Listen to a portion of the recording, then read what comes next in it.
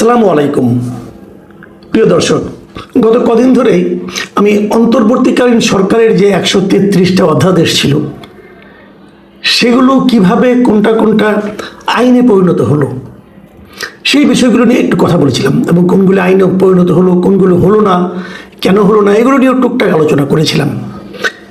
এর মধ্যে একটা আলোচনা করেছিলাম, সেটা আরেকবার আজকে একটু রিপিট করতে চাই।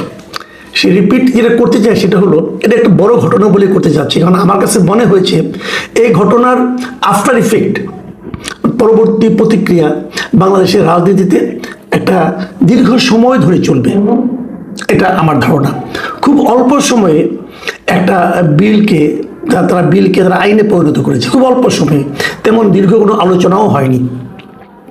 অন্তর্বর্তীকালীন সরকার অনেকগুলো অধ্যাদেশ করেছে, সেগুলো কোনোটাই দায় কিন্তু শেষ পর্যন্ত যেগুলো এই সরকার আইনে পরিণত করবে সেগুলোর দায় কিন্তু আর অন্তর্বর্তীকালীন সরকারের উপর থাকবে না।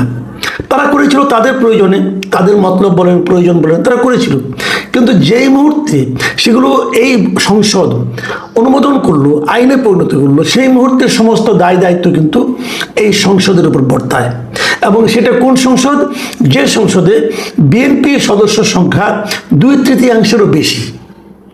তার মানে এখানে আমি বিরোধী দলেরও কোনো দায় পরবর্তী সময়কে উচ্চারণ করবে বলে মনে করি না। আমি মনে করি পুরো দায়টা থাকবে, দায় বলেন, প্রশংসা বলেন, নিন্দা বলেন, সব থাকবে বিএনপির উপর। তারাই সংখ্যাগরিষ্ঠ, তারা ইচ্ছে করলে সব কিছু করতে পারে। তো যেটা নিয়ে আলোচনা করছি সেটা হলো যে আওয়ামী লীগের রাজনৈতিক কর্মকাণ্ড যে বন্ধ রাখা, এই সংক্রান্ত যে অধ্যাদেশটা ছিল, যেটা নাকি 2025 সালের মে মাসে 12 তারিখে অন্তর্বর্তীকালীন সরকার অধ্যাদেশ আকারে জারি করেছিল, সেই জিনিসটাই প্রথমে শুনেছিলাম যে কিছু সংশোধন করা হবে, পরে দেখলাম কোনো সংশোধনও হলো না, হুবহু সেটা পাশ হয়ে গেল এবারে সংসদে সর্বসম্মতিক্রমে। সর্বসম্মতিক্রমে হবে এতে কোনো সন্দেহ ছিল না। এই কারণে যখন অধ্যাদেশটা হয় তখন ওই সরকারের উপর অধ্যাদেশ করার জন্য মূলত আন্দোলনটা করেছিল জামায়াত এবং এনসিপি। তো জামায়াত এনসিপিতে এবার আছে, আর তার সঙ্গে বিএনপি তখন মুখে মুখে না করেছিল, পরে ওই অধ্যাদেশটা পাশ হওয়ার পর তারা সরকারকে এই ব্যাপারে প্রশংসা করেছিল, অভিনন্দনও জানিয়েছিল যে আপনি একটা ভালো কাজ করেছেন। তো যে কাজটাকে তারা ভালো বলেছে ঘটনা ঘটার পর, সেটাই মূল কথা। কারণ আগে তারা কে কি বলেছে, আগে তাদের নেতা টাইম ম্যাগাজিনকে কি বলেছেন, ওনার দলের অন্য অন্য লোকরা যে বলেছেন যে আমরা কোনো রাজনৈতিক নিষিদ্ধ চাই না, এই যে বলেছিলেন সেগুলো কিন্তু ইম্যাটেরিয়াল, কারণ ঘটনা ঘটে যাওয়ার পর তারা সেটাকে সাপোর্ট করেছেন। এখন সেই সাপোর্টটাই যে তাদের আসলে মূল অভিব্যক্তি, মূল চিন্তা, সেটাই কিন্তু আমরা এবার দেখতে পেলাম এই বিল পাশ হওয়ার মাধ্যমে। তারা বললেন যে তারা আওয়ামী লীগের নিষিদ্ধ চান এবং সে অনুযায়ী তারা আপাতত তারা আওয়ামী লীগ কোনো কর্মকাণ্ড পরিচালনা করতে পারবে না যতদিন তাদের বিচার না হবে। এই হলো বেসিক ঘটনা। আমি এটার প্রতিক্রিয়াটা কি হতে পারে সেটা নিয়ে একটু কিঞ্চিত আলাপ করতে চাই।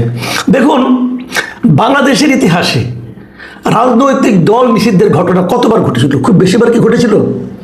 প্রথম একবার ঘটেছিল বঙ্গবন্ধু শেখ মুজিব স্বাধীন হওয়ার পর। প্রথম আমাদের সংবিধানে একটা ঘটনা ঘটানো হয়েছিল, সংবিধানে বলা হয়েছিল যে ধর্মভিত্তিক রাজনৈতিক দল নিষিদ্ধ করা হয়েছিল। এবং এই ধর্মভিত্তিক রাজনৈতিক দল নিষিদ্ধ করার কারণে অটোমেটিক্যালি বাংলাদেশের বেশ কয়েকটা রাজনৈতিক দল নিষিদ্ধ হয়ে গিয়েছিল। সেগুলো হলো জামাতে ইসলাম, তো মুসলিম লীগ ধর্মভিত্তিক রাজনৈতিক দল করতো, নিজাম ইসলাম, পিডিপি, এই নুরুল আমিন ছিল একজন ব্যক্তি, ওনার দল, এইগুলি কিন্তু অটোমেটিক্যালি নিষিদ্ধ হয়ে গিয়েছিল প্রথমবার। তারপরে নিষিদ্ধ করলো দ্বিতীয়বার করলো বঙ্গবন্ধু শেখ মুজিবুর রহমান নিজে। এবার সংবিধান সংশোধনের মাধ্যমে নয়, উনি এটা করলেন সংবিধান সংশোধনের মাধ্যমে করলেন,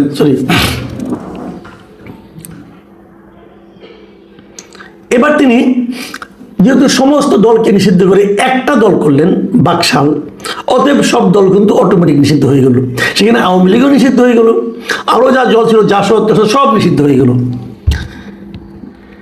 এই নিষিদ্ধ দলগুলোকে আওয়ামী লীগ, এই জন্য কিন্তু আওয়ামী লীগকে বলা হয় যে রাজনৈতিক দল নিষিদ্ধ করার ইতিহাস প্রথম আওয়ামী লীগ চালু করেছিল। কথা সত্য, কিন্তু ইন্টারেস্টিং হলো আওয়ামী লীগ সেবার আওয়ামী লীগকেও নিষিদ্ধ করেছিল, মাথায় রাখবেন। তারপর বঙ্গবন্ধুর মৃত্যুর পর যখন নাকি জিয়াউর রহমান দায়িত্বে আসলেন, ক্ষমতায় আসলেন, তখন উনি বিভিন্ন প্রক্রিয়ায় ধীরে ধীরে সংবিধানে কিছু চেঞ্জ করলেন এবং এগুলো করার মাধ্যমে উনি সকল রাজনৈতিক দলকে বিভিন্ন প্রক্রিয়া, প্রথমে ঘরোয়া রাজনীতি করো, তারপরে আস্তে আস্তে এবার সমস্ত দলকে উনি রেজিস্ট্রেশন দিলেন। এই রেজিস্ট্রেশন সিস্টেম কিন্তু আগে ছিল না, এটা জিয়াউর রহমান আমলে শুরু হলো। এবং এই রেজিস্ট্রেশন প্রক্রিয়ার মাধ্যমে আওয়ামী লীগ আবার রাজনীতি ফিরে আসলো। ওই আওয়ামী লীগ বাকশালে যারা ছিল ওই লোকগুলি কিন্তু বাকশাল তারা মানে নিয়ে আসলো না, আওয়ামী লীগ নিয়ে আসলো। এবং এই জন্যই কিন্তু অনেকে বলেন যে বঙ্গবন্ধু রাজনৈতিক দলকে নিষিদ্ধ করেছিলেন, জিয়াউর রহমান রাজনৈতিক দলগুলোকে ওপেন করে দিয়েছিলেন, সেই নিষিদ্ধতা উঠিয়ে নিয়েছিলেন। কিন্তু জিয়াউর রহমান কিন্তু সব দলকে এবং রেজিস্ট্রেশন দেন নাই, জাসদকে রেজিস্ট্রেশন দেন নাই। জাসদ কিন্তু তখন জিয়াউর রহমান আমলে রেজিস্ট্রেশন পায়নি। যাই হোক, সেটা অন্য আলাপ, ওই অত ভিতরকে আমি যাচ্ছি না। ট্র্যাজেডিটা হলো যে জিয়াউর রহমানকে বলা হয়ে থাকে যে উনি নিষিদ্ধ হওয়া রাজনৈতিক দলগুলোকে নতুনভাবে যাত্রা শুরু করার রাজনৈতিক কর্মকাণ্ড পরিচালনার সুযোগ দিয়েছিলেন, সেখানে জামাতও ছিল। সেই জিয়াউর রহমানের পুত্র তারেক রহমানের আমলে আওয়ামী লীগের মতো একটা বড় রাজনৈতিক দলকে নিষিদ্ধ করার ঘটনা আসলো। হয়তো বলবেন না দল নিষিদ্ধ হয়নি, কার্যক্রম নিষিদ্ধ হয়েছে। কথা একই কারণে এই দল ইলেকশন করতে পারবে না, এই দল একটা মিটিং করতে পারবে না, এই দল তার দলের পক্ষে কেউ স্লোগান দিতে পারবে না, এই দল অনলাইনে কোনো প্রচারণা চালাতে পারবে না, এগুলো সব বেআইনি হবে। তাহলে এর চেয়ে কি আর আছে? নিষিদ্ধ হলে আর এর চেয়ে বেশি কি হতো? এই তো হতো। এটি হলো ট্র্যাজেডি। হয়, ইতিহাসে এরকম হয় কিন্তু, যে পরবর্তী প্রজন্ম সেটা আরও কী করে। আমরা ভেবেছিলাম উনি দীর্ঘদিন লন্ডনে থেকে এসেছেন, আমি ওনার কাছ থেকে পার্সোনালি আমি বলি, আমি ওনার কাছ থেকে এই জিনিসটা আশা করিনি। আমার কাছে মনে হয়েছিল বহুদলীয় গণতন্ত্রের যে সৌন্দর্য এটা উনি দেখে এসেছেন এবং সেটা উনি এখানে প্রয়োগ করবেন। কিন্তু আমার কাছে মনে হচ্ছে যে তার দলের যে প্রতিহিংসাপরায়ণ নেতৃত্ব যেটা আছে, সেই নেতৃত্ব ওনাকে প্রভাবিত করতে সক্ষম হয়েছেন। উনি ওনার ওইখান থেকে শিখে আসা শিক্ষা দ্বারা ওনার নেতৃত্বকে প্রভাবিত করতে পারেননি, উল্টোটা হয়েছে। এখন এই উল্টো রথ কতদিন চলে আমি জানি না, দেখা যাক। অথবা এমনও হতে পারে উনি যে জিনিসটা আমাদের কাছে প্রকাশ করেছেন ওইটা আসলে ওনার আসল চেহারা না, ওই আগের চেহারাটাই আসল চেহারা, আমরা জানি না। কিন্তু আমি এটাকে ভালোভাবে নেইনি। কারণ আপনি বলবেন যে আমি হয়তো আওয়ামী লীগের দালাল হতে পারি, বলতে পারবেন যে ফেসিবাদের দালাল, তাই এগুলি কিছুই না। আমি যেটা চাই, আমি চাই একটা রাজনৈতিক দল যদি কোনো অন্যায় করে তার শাস্তি দেবে জনগণ। আপনি জনগণের উপর ছেড়ে দেন। আমি দেখলাম আজকে রিজভী আহমেদ বলতেছেন যে আওয়ামী লীগকে নিষিদ্ধ করার মাধ্যমে জনমতের প্রতিফলন ঘটেছে। তো জনমতের প্রতিফলন ঘটানোর দায়িত্ব আপনি নিয়েছেন কেন? ওটা জনমত কি করতে দেন। আপনারা জনগণের কাছে কি এই এজেন্ডা নিয়ে গিয়েছিলেন? আপনাদের যে নির্বাচনী ইশতেহার ছিল সেখানে কোথাও আপনারা বলেছিলেন যে আপনারা নির্বাচিত হলে আওয়ামী লীগকে নিষিদ্ধ করবেন? বলেছিলেন? বলেননি। বরঞ্চ আপনারা বহুদলীয় গণতন্ত্র স্থাপন করবেন এবং আপনার নেতার যে বক্তব্য, যেটা টাইম ম্যাগাজিনে প্রচারিত হয়েছিল, ওটাকেই জনগণ মনে করেছিল যে এটাই বিএনপি। কিন্তু জনমতের প্রতিফলন তো আপনারা ঘটাননি। এই যে আপনার 2/3 আসন পেয়েছেন, আপনারা কি নির্বাচন আগে বলেছেন যে আমরা নির্বাচিত হলে আমাদের 2/3 যদি আপনারা সমর্থন দেন আমরা যে আওয়ামী লীগকে নিষিদ্ধ করবো? বলেননি তো আপনারা। তো এটা করার মাধ্যমে আপনি কি অর্জন করলেন? অনেকে বলেন যে নানা কারণ হতে পারে। আপনারা মনে করেন যে আওয়ামী লীগ 2/3 সংখ্যাগরিষ্ঠতা পাইছে, এখন তারা খুব একটা নির্ঝঞ্ঝাটভাবে, খুব মানে কোনো ধরনের চ্যালেঞ্জ ছাড়া তারা একটা ক্ষমতা উপভোগ করছে, এবং এই সময় যদি আওয়ামী লীগ ব্যাক করে তাহলে তো তার সামনে একটা বড় একটা চ্যালেঞ্জ হয়ে যাবে। সেই চ্যালেঞ্জটা যাতে না আসে এই জন্য তারা তাদেরকে নিষিদ্ধ করে দিয়েছে। বাট আমি মনে করি এই যুক্তিটা টিকবে না এই কারণে আওয়ামী লীগকে আপনি আস্থা দিচ্ছেন না, কিন্তু আওয়ামী লীগের যে ভোটগুলো আছে সেগুলো কি হবে? আপনারা কি মনে করেন যে এই ঘটনার পরও এই লোকগুলো আপনাদেরকে ভালোবেসে ভোট দিবে? এটা ভাবেন আপনারা? আবার দেখুন বাংলাদেশের রাজনৈতিক ইতিহাস কি, এটা অবশ্য অতটা জোরালো যুক্তি না, কিন্তু তবু একটু বলি।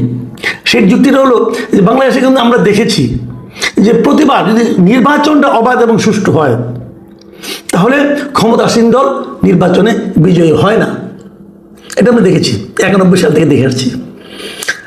আগামী নির্বাচন যদি অবাধ এবং সুষ্ঠু হয় তাহলে ওই ফর্মুলাতে সম্ভাবনা থাকে একটা যে বিএনপি ক্ষমতায় আসতে পারবে না, অন্য কোনো দল আসবে।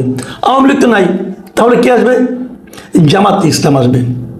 জামাতে ইসলামের মতো একটা মানে দল যদি ক্ষমতায় আসে বিএনপি কী অবস্থা হতে পারে? আমি বিএনপিকে একটা খালি চিন্তা করতে বলি। আপনারা ভাবুন, যদি আওয়ামী লীগ ক্ষমতায় আসে অথবা যদি জামাত ক্ষমতায় আসে, আপনার জন্য কোনটা বেশি স্বস্তিকর হবে? ভেবে নিন, সমাধান আপনারা পাবেন, কোনো সমস্যা নাই। আবার আরেকটা ফর্মুলা আছে, আরেকটা অপিনিয়ন কিন্তু আছে। এই অপিনিয়নটা হলো এই যে বোধ করি বিএনপি একটু ভয় পেয়ে গিয়েছে। ভয়টা কিসের?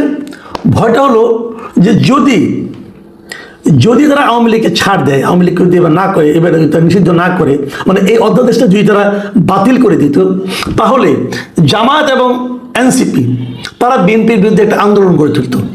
বলতো তারা বলে না যে আওয়ামী লীগ বিএনপি কি একই সাপের একই বিষ, দুই সাপের একই বিষ, বলে না কে জিনিস, ওই জিনিসটা কিন্তু হতো। এই ব্যাপারটাকে বিএনপি ভয় পেয়েছে। ভয় পেয়ে তারা আওয়ামী লীগকে নিষিদ্ধ করেনি, হয়তো পরবর্তী সময়ে সুবিধাজনক কোনো এক সময় আবার এটা তারা উঠিয়ে নেবে, এরকম একটা অপিনিয়ন কিন্তু আছে। যদি এটা হয়, সেটাকেও আমি খুব একটা গ্রহণযোগ্য মনে করি না। এই একই ফর্মুলায় তারা কিন্তু নির্বাচনের আগে ওই যখন হলো, সংস্কার হলো, সনদ হলো, তারপর হ্যাঁ ভোট না ভোট হলো, তারা কিন্তু ইচ্ছার বিরুদ্ধে এমন অনেক কাজ করেছে যার জন্য তাদের এখন কথা শুনতে হচ্ছে। তো এটা যদি হতো তাহলে বরঞ্চ তারা যদি জামাত এনসিপি তারা কথা বলতে বটে, কিন্তু তারা কিন্তু পাশাপাশি আওয়ামী লীগের সমর্থকদের পেয়ে যেত, কিন্তু সেটা তারা রিস্ক নেয়নি। এবং আরেকটা অপিনিয়ন যেটা বিএনপি কেউ বলছেন যে আগামীতে স্থানীয় সরকার নির্বাচন আছে, সেই স্থানীয় সরকার নির্বাচনে যদি আওয়ামী লীগ মাঠে থাকে তাহলে হয়তো তারা একটা বেকায়দায় পড়বে, এই জন্য তারা আওয়ামী লীগকে আপাতত নিষিদ্ধ রেখেছে। হয়তো স্থানীয় সরকারের পরে তারা আবার হয়তো অন্য কিছু করতে পারে, এটা হতে পারে। বাট এটাও আমার জন্য মনে হয় না খুব একটা সুবিধা হবে, কারণ আমার কেন যেন মনে হয় যে স্থানীয় সরকার নির্বাচনটা অবাধ এবং সুষ্ঠু হয়, যদি এই দুটো উপনির্বাচনের মতো না হয়, যদি শেরপুরের মতো না হয়, তাহলে আওয়ামী লীগের ভোট কিন্তু উল্টা দিকে যেতে পারে ভাই, বড় বেকায়দায় পড়তে পারেন। যা হোক, এগুলি আপনারা দেখবেন, দেখার পরে হয়তো মোটামুটি ধারণা করতে পারবেন আসলে কোন দিকে যাচ্ছে।